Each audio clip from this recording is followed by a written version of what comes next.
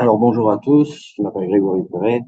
Je merci déjà pour tous ceux qui ont organisé cette rencontre.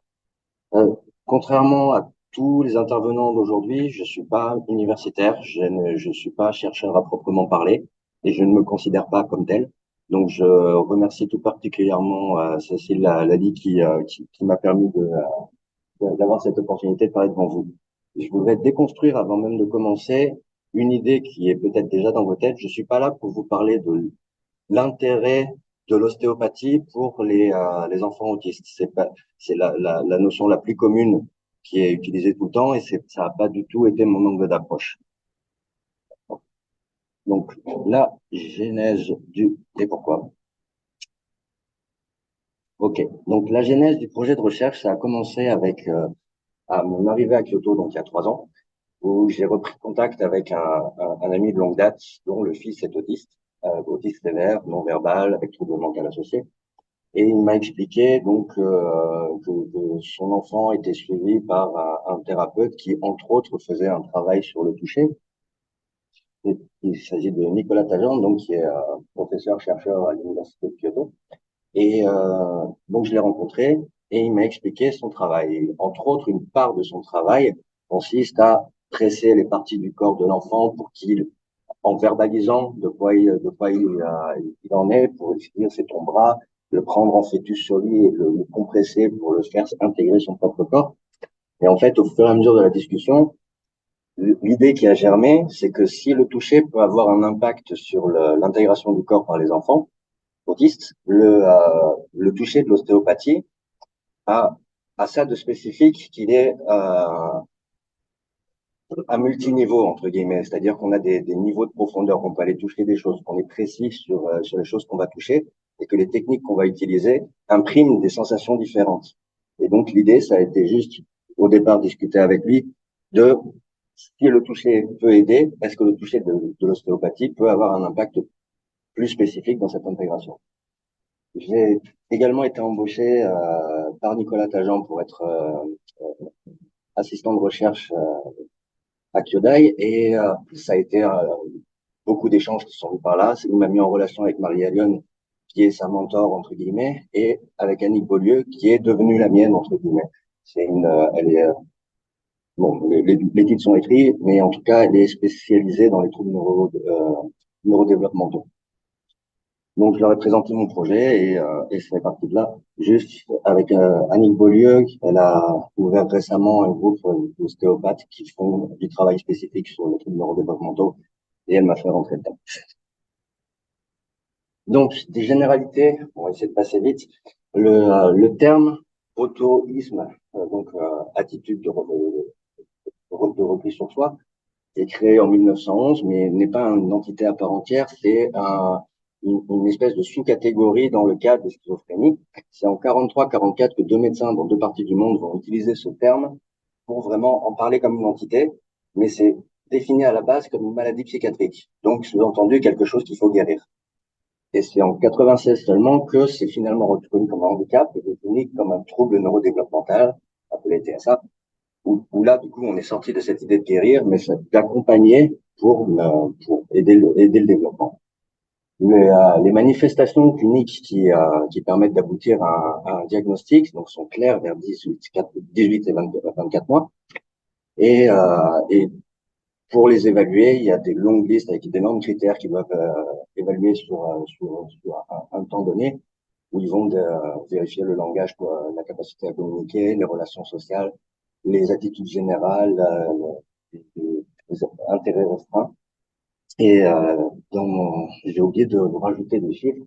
Il y a 20 ans, il y avait 5 cas pour 10 000 et on est passé maintenant à 1 cas pour 100. Donc la différence, elle est venue principalement de deux facteurs. Déjà, la redéfinition de la chose, c'est-à-dire que sont rentrés ce qu'on appelait autiste avant et le trouble du spectre autistique, le trouble du spectre autistique est beaucoup plus large déjà. Et on fait le diagnostic avec beaucoup plus de spécificité maintenant, contrairement à avant. Il faut noter aussi qu'il y a une différence homme-femme d'environ 3-4 hommes pour une femme. Et il y a une raison à ça, mais je ne vais pas rentrer dans les détails. En tout cas, c'est pas un biais de genre. Le biais de genre a déjà été calculé. Et c'est quoi les autres chiffres que j'ai oubliés? Oui, il y a dans ce trouble, dans ce spectre, en fait, c'est vraiment un spectre polymorphe.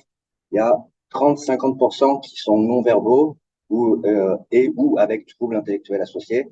Et par contre, c'est 100% qui ont des troubles de la communication non verbale. Et c'est un des facteurs qui qui définit le spectre. Donc, d'un point de vue anatomo-physiologique, pareil, je ne vais pas passer à travers toute l'imagerie, mais ce qui nous intéresse, c'est le lobe temporal supérieur qui montre des différences structurelles chez les autistes. Et ce qu'on sait, donc, c'est une zone qui est au centre de tout un réseau de fonctions cognitives. Et ce qu'on sait maintenant de ce lobe-là, c'est qu'il a un rôle fondamental dans la perception sociale, donc en gros sur tout le langage non verbal. Et la perception de la voix, de deux façons qui sont importantes, c'est que donc la distinction de l'âge, du genre et de toutes les informations qui passent à travers la voix, mais aussi du fait que la voix est un son différent des autres sons. Il y a beaucoup de familles qui pensent que leur enfant a des troubles auditifs, simplement parce qu'on les appelle en permanence et ils ne répondent pas. Et alors, il ne faut pas penser, par contre, que le cerveau a un problème, donc on devient autiste. Ce qui est plus clair maintenant, c'est que on est autiste et donc il y a des fonctions qu'on n'utilise pas et le corps ne conserve pas l'énergie nécessaire pour ces structures-là. Et donc ça dégénère entre guillemets. Je suis désolé, en 20 minutes, je suis obligé de faire des approximations. Et pareil, donc l'autisme, c'est pas à un moment on est autiste. C'est en fait, il y a c'est un processus qui commence in utero et il y a tout un enchaînement d'événements où l'élément suivant va empirer potentiellement les éléments qui étaient précédents. C'est pour ça qu'on parle de cascade autistique. Entre autres, il y a une prédisposition génétique, en particulier les gènes qui s'occupent des connexions entre les neurones. Les complications traumatiques, avec proportionnellement, parmi les enfants autistes, plus d'accouchements difficiles que pour les enfants typiques, sont des enfants qui sont ce que j'appelle en souffrance silencieuse, parce que c'est des enfants qui, dès le départ dans leur vie, commencent avec des souffrances et ne vont pas apprendre sur la route les moyens de les exprimer. Et donc, ça fait partie des choses qu'ils doivent apprendre à gérer. Et ça, c'est particulièrement intéressant pour un thérapeute manuel. Après, il y a aussi une désorganisation corporelle et sensorielle. Sans rentrer dans trop de détails, par exemple, utiliser une main, le tonus qui tombe de l'autre côté, les, euh, et justement, cette désorganisation, c'est aussi ce qui participe aux accouchements difficiles, parce que l'accouchement, c'est pas la maman, c'est la maman et le bébé. Et le fait que le bébé soit pas capable de trouver son mouvement rend la chose difficile. Et puis, oui, et donc sensoriel surtout, oui, c'est l'absence de filtre et donc tout un brouhaha sensoriel permanent, ou alors une ultra focalisation sur quelque chose qui semble anodin. Et après, les complications relationnelles qui s'en suivent, c'est pas ou peu d'attention conjointe. L'attention conjointe, c'est ce moment où on est deux personnes à pas se regarder dans les yeux, mais à regarder quelque chose en commun et à parler de l'expérience que ça nous donne. Et au-delà de ça, c'est toute la connexion émotionnelle qui va se faire entre les parents et les enfants à ce moment-là. Donc ça se fait pas. Et les deux points sont importants. Le fait que la connexion émotionnelle ne se fait pas va rajouter de la distance et ça va empirer. Et le regard de l'autre est physiquement douloureux. Ça, pour les verbaux, c'est ils l'expriment vraiment comme ça. Ils ont certains l'impression que on leur vrille les yeux en les regardant dans les yeux. D'autres parlent de brûlure. Après, il faut comprendre que c'est pas tout le monde, c'est pas dans la même mesure. Il y a de toute façon la question du spectre et aussi à l'intérieur du spectre des cas particuliers. Euh, à partir de là, bon, alors, je devrais dire TSA, je devrais dire thérapeute manuel, par abus de langage, je veux dire ostéopathe. Et le protocole dont je vais parler maintenant, c'est un protocole qui a vocation à s'appliquer particulièrement aux autistes sévères, donc qui ont un fort retrait et avec une espèce de détresse qui en sont de tout le temps, pour eux et pour les autres. Alors, avant de parler des objectifs pratiques de la chose, déjà d'un point de vue plus macro, il y a deux objectifs de fond là-dessus. Le suivi d'un enfant autiste, il est nécessairement pluridisciplinaire. Il y a des orthophonistes, il y a des pédiatres, il y a tout un forme de centres, etc. Et donc, ce que j'essaye de proposer, c'est un protocole qui permette de rajouter juste une pierre à l'édifice en stimulant une autre forme de connexion avec l'enfant. Et le deuxième point, c'est que l'ostéopathie, ça fait partie de ces thérapies manuelles qui sont basées sur du sensitif et qui donc, par définition, pour le meilleur et pour le pire, c'est polymorphe, la manière dont on va travailler. Et le deuxième but de ce truc-là, c'est d'assurer d'avoir un espèce de vocabulaire de base sur lequel on puisse s'appuyer, des objectifs clairs sur lesquels on puisse s'appuyer aussi, pour être sûr que quelle que soit la manière dont on travaille, on puisse s'assurer au moins de travailler dans le même sens. Après, en termes d'objectifs pratiques, donc il y en a trois. Il y a donc offrir un espace de communication, d'écoute et d'expression de soi à l'enfant. Donc en gros, ouvrir un espace où l'enfant va pouvoir expérimenter ses facultés sociales, ses facultés relationnelles. Parce qu'en fait, l'enfant, ça aussi c'est un point important, c'est ils ont un problème de généralisation. C'est-à-dire que ce qu'ils apprennent à un endroit, ils ne le répètent pas ailleurs. Et c'est la multiplication des expériences dans différents contextes qui finissent par ouvrir le champ de perspective pour eux. Deuxièmement, intégrer une pratique thérapeutique pour traiter les tensions et les douleurs de l'enfant. C'est-à-dire qu'une fois que la relation par le toucher s'est mise en place, du coup, ça ouvre une porte pour faire rentrer quelque chose de plus pratique, de plus thérapeutique, pour parler justement des tensions qui les dérangent aussi. Et enfin, il y a des objectifs visant à améliorer l'impact des traits autistiques, et ça, j'en parlerai plus en détail après avoir expliqué le protocole en soi. Donc, le premier point va s'articuler dans la position des deux, entre l'ostéopathe et l'enfant. À la base, l'ostéopathe étant l'émetteur et l'enfant étant le récepteur. Sachant que c'est une construction qui va devoir se construire avec des objectifs particuliers et des critères justement sur lesquels j'ai travaillé pour clarifier comment atteindre ces objectifs. Avant de rentrer dans ces détails-là, il y a aussi des choses qui sont périphériques, de par le fait que l'enfant soit autiste, il y a des choses qui vont aider à le mettre en place. Les rituels, rentrer, dire bonjour, taper sur la main, se mettre sur la table pour travailler. La parole va aussi être super importante sur ça fait du bien, c'est tendu, ça fait mal. Lui expliquer son ressenti au fur et à mesure des choses.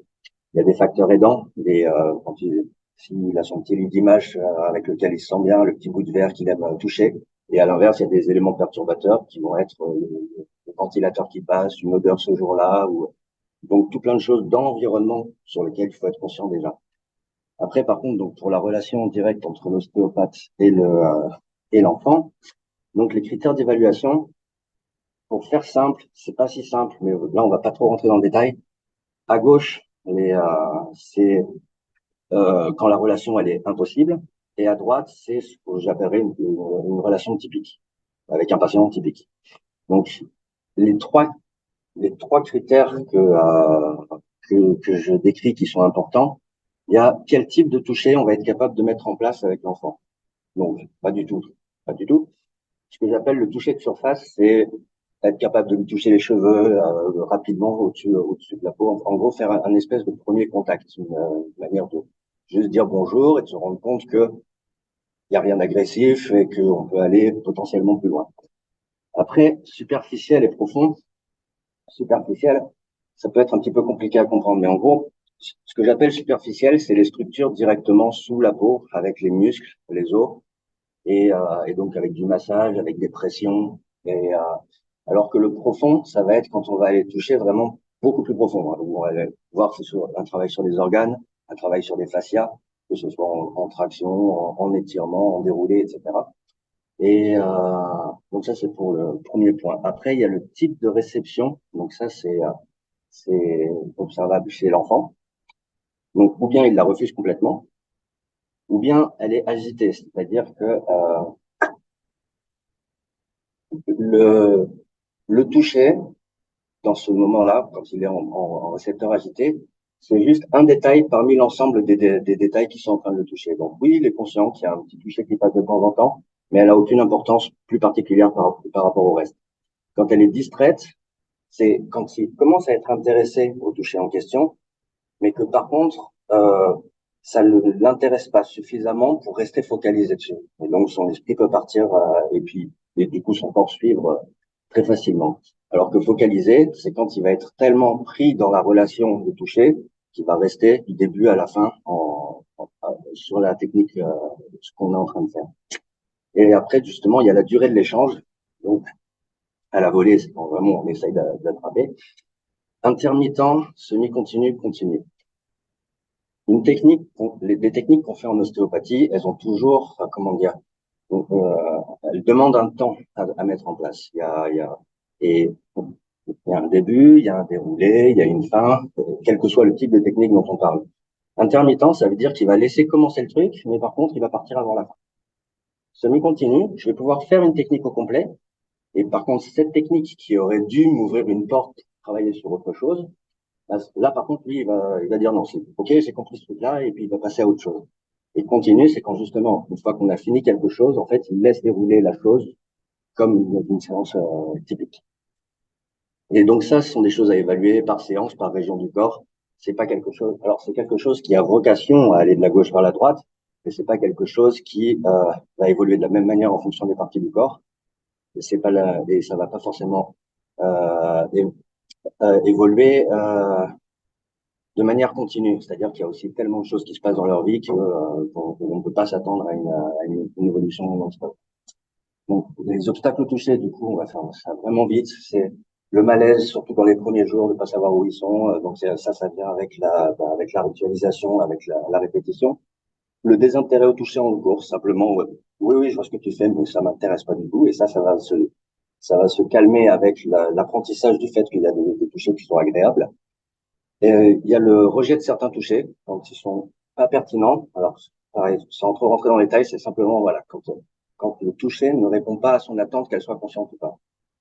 Et quand c'est inconfortable, quand c'est douloureux, quand ça fait des chatouilles, ça peut couper complètement court à tout. Après, ce qui est très spécifique aux autistes aussi, c'est l'enfermement dans leurs émotions. Ils ont déjà, il y a une espèce de temporalité bizarre, c'est-à-dire que ce qui va causer l'émotion va prendre du temps à se mettre en place, ça revient en vague, et surtout, une fois qu'il est dedans, le monde autour n'existe plus, que ce soit la grosse frustration ou l'espèce d'euphorie dans laquelle il s'enferme. Et puis après, l'esprit volatile et changeant, ça j'ai envie de dire, c'est des enfants, c'est normal, mais par contre, il y a pas de filtre sur le fait que on est censé s'arrêter. Et donc, dans un deuxième temps, il y a bien la partie, en fait, vient s'insérer. C'est pas dans un, enfin, c'est dans un deuxième temps parce qu'on peut pas commencer directement avec ça, mais en fait, au fur et à mesure qu'on gagne dans la relation par le toucher, vient la capacité de faire rentrer un protocole de traitement, à savoir l'investigation des motifs, le diagnostic et pour finir sur le traitement des symptômes. Et pour finir, pour revenir sur donc en fait les objectifs visant à améliorer l'impact des pré-autistiques, ça, encore une fois, ce n'est pas la séance d'ostéopathie qui a un impact positif, c'est la nature de la technique elle-même et ce sur quoi on travaille qui va faire que potentiellement ça peut travailler sur certaines choses.